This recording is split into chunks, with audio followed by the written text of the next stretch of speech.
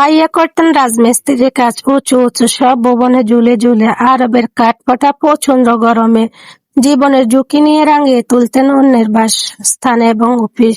গাদাগাদি করে থাকতেন 7-8 জন একই রুমে। খাবার দাবারও খুব কষ্ট হতো, তবুও মাকে বলতেন, আমি খুব ভালো আছি মা, তুমি চিন্তা করো না। মা ভাইয়াকে নিয়ে তেমন খুব একটা চিন্তাও করতো না। তার তো চিন্তার শেষ নেই। সংসারের কত ঝামেলা। ছোট ভাইয়া কোথাও চান্স পায়নি, তাকে প্রাইভেট বিশ্ববিদ্যালয়ে ভর্তি করতে হতো। কত টাকার ব্যাপার।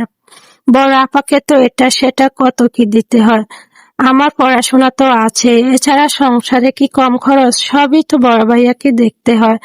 মা এসবই বলতেন ভাইয়াকে, বড় ভাইয়া না করলে এসব আর কে বা করবে। বড় ভাইয়ের গল্প কেবলই করে যাচ্ছি, এবার ভাবির গল্পে খানিকটা ফিরি। আমাদের বড় ভাবির নাম ছিলেন শান্তা। নামের মতনই শান্ত স্বভাবের মেয়ে ছিলেন তিনি। তবে ফুলের মতো মিষ্টি যে মেয়েটিকে শুরুতে দেখেছিলাম, তার সব রূপ লাবণ্য কিভাবে যেন এই সংসার গ্রাস করে নিল অবলীলায়।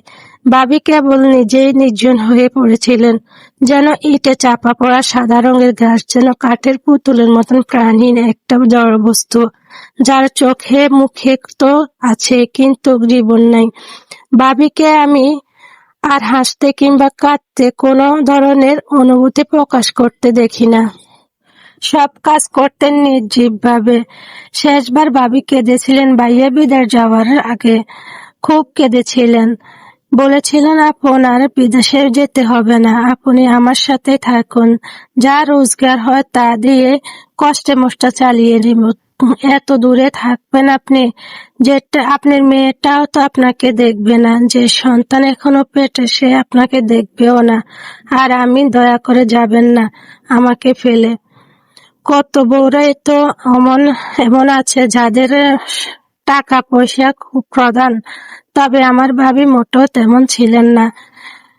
সেদিন ভাবির এমন আকুল আবেদন ভাইয়ার মন গলেছে কিনা আমি জানি না, তবে তার চোখেও আমি জল দেখেছিলাম। ওদের দুজনের চোখে জল আমার হৃদয় ভিজিয়ে উঠেছিল।